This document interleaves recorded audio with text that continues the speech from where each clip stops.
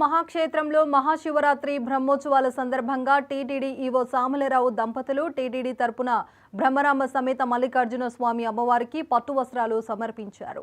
ఆలయ రాజగోపురం వద్ద వారికి ఆలయ ఈవో శ్రీనివాసరావు, అర్చకులు, వేద పండితులు ఘనంగా స్వాగతం పలికారు. ఆ తర్వాత శ్రీ స్వామి అమ్మవార్ల పట్టు వస్త్రాలకు శ్రీశైల దేవస్థానం ప్రధాన అర్చకులు ప్రత్యేక పూజలు చేసి హారతులిచ్చారు.